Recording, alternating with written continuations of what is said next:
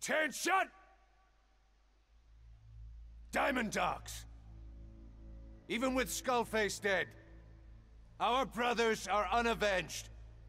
And the phantom pain he brought us lives on. Cypher is still out there. We know they've planted spies, parasites among us. Watch the man to your left, to your right. Assume nothing. Report everything. It's the only way to protect ourselves. From here on out,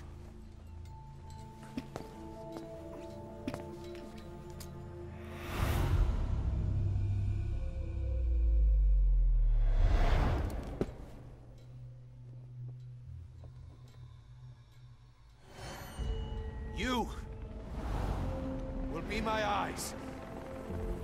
The deadliest enemy's right here in our midst. And they will get no mercy.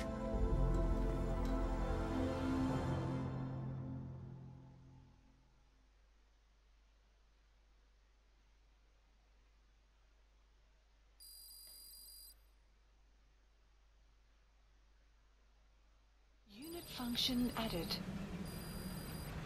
Even with Skullface dead, our pain is still right with us. We need more strength. We need more men. Diamond Dogs needs to be bigger. Missions have come in too. We still have a long road ahead of us. Привет, друзья! Меня зовут Логунов Евгений, вы на канале ЯБЛУС-game, и у нас продолжение, то есть вторая часть игры Metal Gear Solid V The Phantom Pain. Давайте сразу же вызовем вертолет, и в нем будем прослушивать кассеты. Более чем уверен, что будем делать это там. Это будет проще. Да, откуда-то снизу он вылетает. Стартовый ролик, конечно, очень офигенный. Особенно удивляет то, что Миллер слепой. И что у него с глазами. Но пока вот непонятно. Естественно, сейчас будем все это узнавать. Давайте для начала сядем в вертолет. Ну и полетим отсюда. Boss, you can now give the order to develop or dispose of nuclear weapons from your iDroid. With a nuclear deterrent, even if you're discovered while infiltrating a rival PF's FOB, most PFs won't dare retaliate. But you, of all people, know how dangerous it can be to have nuclear weapons. So will you add them to our arsenal as a deterrent? Or will you take them away from other PFs and dispose of them to help build a world that's free of nuclear weapons? I'll leave that decision up to you. Я думаю, что мы примем какое-нибудь решение. Давайте послушаем кассеты для начала. Их тут очень много. Ну вот, по очереди. Сахилантроп. Emmerich didn't go with depleted uranium for Sahelanthropus's armor because of its strength. He had nukes in mind. Exactly. It's meant to use its body as the fuel component for a nuclear weapon. Sahelanthropus uses built-in uranium enrichment archaea to melt its own body and extract uranium-235 from the depleted uranium in its armor. Those archaea perform the enrichment in an extremely short time. The concentration jumps by a factor of several hundred, from 0.2% to over 90%. The end result being highly enriched weapons-grade uranium. Sahelanthropus's body itself becomes a nuclear bomb. Emmerich says if it were to self-destruct, the nuclear yield would be somewhere in the region of 15 kilotons. Since you need about 50 kilograms of highly enriched uranium to trigger a nuclear reaction, that would mean Sahelanthropus contains something like 23 tons of depleted uranium. That's not very much. No, it isn't.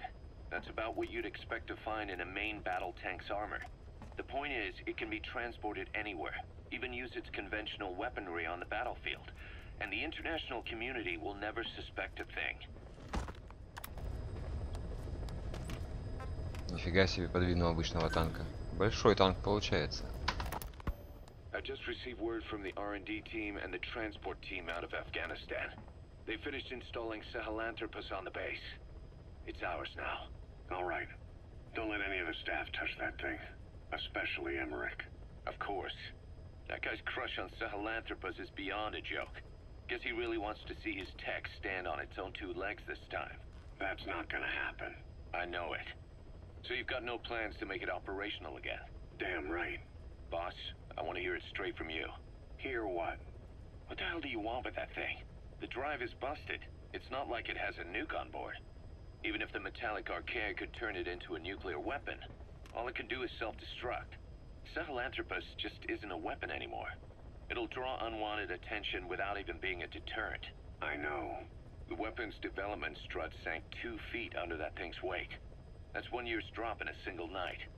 We've started on reinforcing the strut, but there's no guarantee it'll hold up if a storm hits. I know that too. Boss, why keep it? It's a mark. Us diamond dogs, we don't have a country to call home. That means we have no past, nothing to prove that we lived. Every one of us threw it all away when we came here. Sahelanthropus is a symbol to show that the likes of us brought at least one crisis to its end. A mark in history. So we can't just fade away. It's of no practical use to us. But we still need it. A symbol of what we've done. I'm glad I sounded you out on this.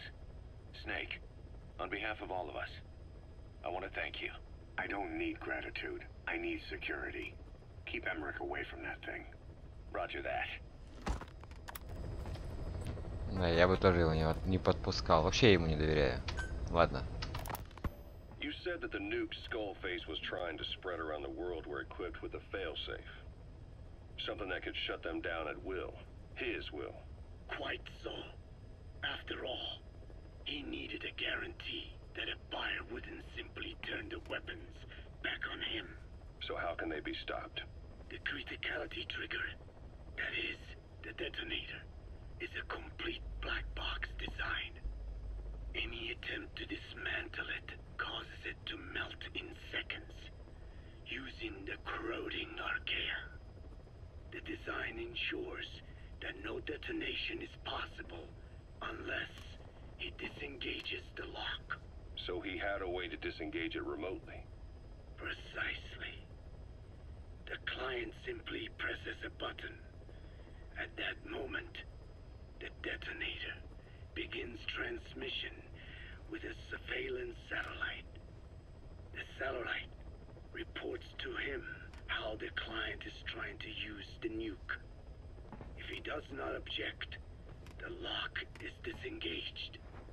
But if it's a risk to him in any way... The detonator melts down. The same is true if detonation does not occur within a preset time after the lock is disengaged. The nuke is rendered useless. Who the hell would buy something with strings attached like that? The client would never know until the moment they actually try to use it. Most likely, he would have explained the time delay as the detonators needing time to activate. And he only intended to sell to technologically primitive groups in the first place. Let me guess. He'd claim it was defective and offer a replacement. Shadier than a used car salesman. Skullface shakes your hand like a friend, using the other to control you like a puppet. This is how he works. Угу. Ладно, слушаем дальше. Code Talker, haven't seen you eat a single thing since you got here. Let me guess. Photosynthesis? Oh? What makes you say that? Well, a long time ago, I knew someone with a similar ability. Well, you are correct. Most of my body is covered with parasites. I supply them with water, and in return, I receive sugars they produce when exposed to light. Mm-hmm. It isn't just my skin either. The parasites also act as my eyes. They have replaced many of my internal organs as well. It is thanks to them that I live on after over a century. How did you obtain them anyway? Through your research? I would like to say as much, but there is more to it than that. Let me take you back 20 years. I had hit a dead end with my parasite research. Then I was approached by a foundation. They said they had a sample of an unusual strain of parasite. Which foundation? Apparently, they had links to ARPA. But that is all I learned. I was somewhat ignorant of the ways of the world. Just being able to study it was enough for me. Yeah, I've heard that before. Go on. Half in doubt, I visited them to discover the body of an old man. Well, to be precise, his partial remains. A collection of parts, you could say. The man had died in an explosion. An old man, you say? His flesh had not decomposed. In fact, the tissue's cells were still metabolizing. The parasite had infected, or should I say assimilated with, the tissues, and was keeping them alive. I became obsessed with studying the body parts, foregoing food and even sleep. Every day was filled with new discoveries. The parasite's biology, internal anatomy, life cycle. But there was only so much I could learn through observation. And so I made a decision. To truly know the parasites, I had to live with them. So, you implanted them inside you from the dead man's flesh? Correct. It was quite a gamble, whether or not they would adapt to me. But fortunately, it appears I was compatible with them. Or perhaps, through my many years of research, my immune system learned to tolerate them. Were they that body's only parasite? Yes. However, there was a separate specimen that supplied its host with adrenaline in response to pain, and yet another that could control insects at will through secreting heterogeneous pheromones. I wanted exposure to them, to take them into me, but my wishes were denied. Their records, though, provided clues that helped advance my research. Would you care to join me? A life spent never worrying about food is a most wonderful one. I think I'll pass. But thanks. This has been helpful. И значит у нас Quiet абсолютно такая же. Но почему она молчит? Ладно, я думаю, мы об этом узнаем. Ну и теперь, собственно, основная цепочка записей. Цель черепа. Слушаем. Skullface has finally burned out. The world is rid of his existence at last. Was he still alive? You could say that.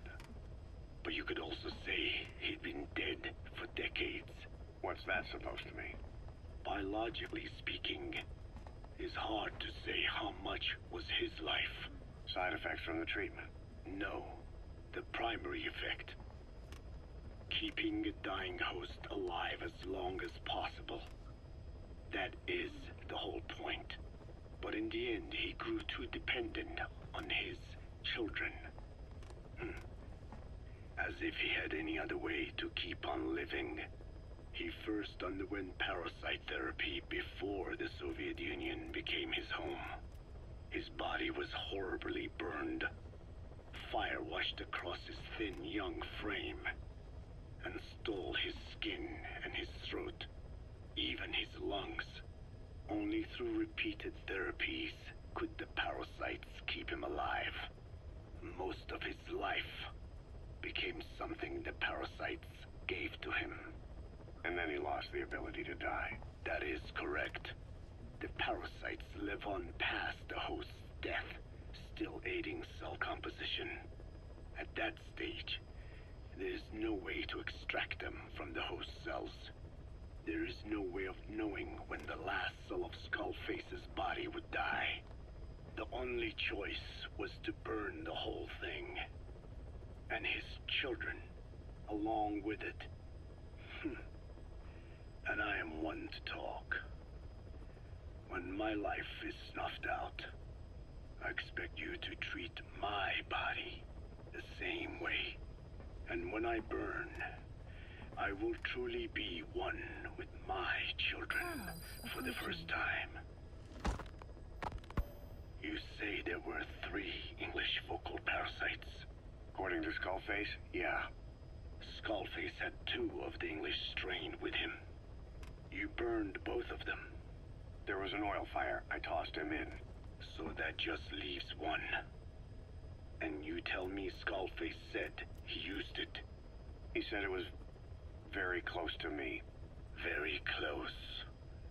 One of your comrades, or someone ordered to kill you. Or he could have been speaking metaphorically. Metaphorically? Close to your spirit, close to your heart. Someone who either loves you or despises you. The second one makes a long list. Whichever it is, act with caution. Skullface implanted someone with the English language strain. Who it is irrelevant. Why?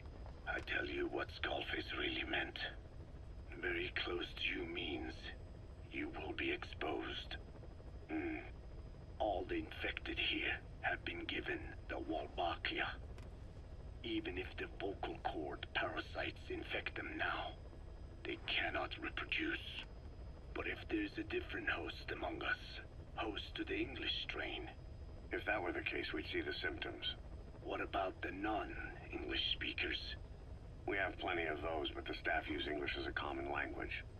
But if that someone has not spoken English yet, and begins to speak it now, there'd be another outbreak. The final mating pair of the English strain must be found immediately. Skullface is gone, but his threat still remains. On this base, do you see what the final mating pair is? With him dead, those parasites are the stain he wished to leave upon the world. His thirst for vengeance. In the flesh. Think. Does anyone here bear a grudge against you? Who would target you, specifically? The ethnic cleansers that Code Talker mentioned, they weren't Skullface's true goal. All we have is circumstantial evidence, but here's my theory. It was Cypher who started developing the vocal cord parasites as bioweapons, parasitic weapons, and Africa was the testing ground for them. As Code Talker said, their purpose is the ethnic cleansing of only those who speak a particular language. So they could do a weapon of mass destruction to eradicate specific groups, races, ethnicities, or colonies by the language they speak. Or a kind of absolute language control. Or maybe a tool for those arrogant fools to build some misguided utopia. I could see plenty of uses for them. However, in practical terms, they wouldn't be as dangerous as you'd think. Counteracting the parasites is easy, after all. Cut them out of your throat to save your life, or just don't talk. That also prevents the infection from spreading. So if the international community were to find out about them, they'd no longer be the threat they were conceived to be. In which case, their targets would be limited to minority groups as a deterrent or a terrorist tool. It's hard to imagine Cypher developing something like that as a main weapon for their arsenal. That leads me to think we've only tugged on one little thread in Cypher's grand tapestry. An obscure corner of their work, possibly forgotten altogether. In any case, things changed. When Skullface was forced to relocate to Africa and he saw that thread dangling. All the time he continued that research, he was secretly following his own agenda. The ethnic liberator parasites. His English language strain. Skullface said there were only 3 samples of the English language strain parasite, and I think we can believe him. Bringing his ethnic liberator's plan to fruition depended on creating an English version of the vocal cord parasites at all costs. But an English strain would have been useless to Cypher. Worse, it could have destroyed everything they'd built. It was the one type they couldn't allow. That means Skullface was forced to develop his English strain out of sight of Cypher's network. Naturally, he couldn't use the greenhouse facility Cypher had set up and filled with guinea pigs. Skullface must have found some secret place to create his precious few English parasites, hiding all evidence like a man cheating on his wife. Somewhere, an entirely standalone environment. And when his plan entered its final phase, he must have made the place disappear. Some little room, could be anywhere, but now nowhere at all. We'll never know where he did it. But to elude Cypher's surveillance, it couldn't have been big. I believe Skullface was telling the truth. There were only ever 3 samples of the English language strain. Why activate Sahelanthropus in Afghanistan? This is how Skullface wanted things to play out. The Soviet Union secretly develops a new type of nuclear weapon and successfully deploys it in Afghanistan. Revealing the existence of Sahelanthropus results in a return to the glory days of the Cold War. The threat it poses reignites the nuclear arms race between the world's major powers. The demand for nuclear weapons increases around the globe. What if you then introduced a nuclear weapon anyone could get their hands on? Non-nuclear nations, militant groups of all shapes and sizes, they'd all jump at the chance. Sahelanthropus was a marketing tool to sell nukes all around the world. But I think it's safe to say that plan was stamped out before it got up and running. The world's intelligence agencies never did turn up anything conclusive on it. After all, Sahelanthropus vanished before word could spread. Everything that's happened is already a fading memory, never to join the pages of history. Except for Cypher. Cypher won't forget.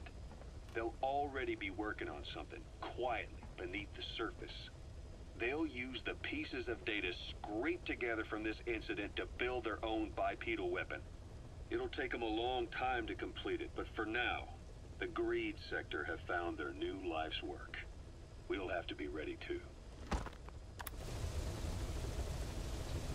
Ну да, такая вот информация.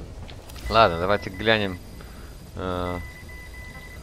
Внешние задания закончили выполняться. На список миссий глянем. У нас есть 3 миссии, причем сюжетная из них только одна. Остальные, в принципе, получается, что не сюжетные. Экстрим и автономность. Но выполнять мы их тоже будем.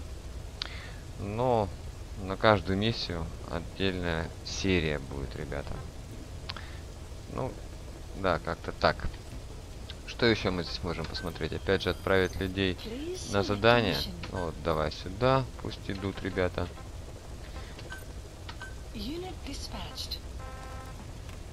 Ну и вот пусть... Да, уничтожение складов тоже. Ну, чтобы часто не отправлять. Вот, ранга А, пусть ребята сюда пойдут. Еще могу отправить. Ну, давайте, наем персонала. Вот этого вот. Я особо не запариваюсь. Кто пойдет, тот и пойдет. Ну, как-то так, ладно. Ну и побочные задания у нас еще остались. Их мы будем проходить в отдельной серии, либо не будем вообще. Ну вот какая-то такая серия вводная получается. Надеюсь, что все-таки она будет вам полезна. Ну, если это так, поставьте лайк. Подписывайтесь, если еще не подписаны. До встречи в следующей серии. Всем пока.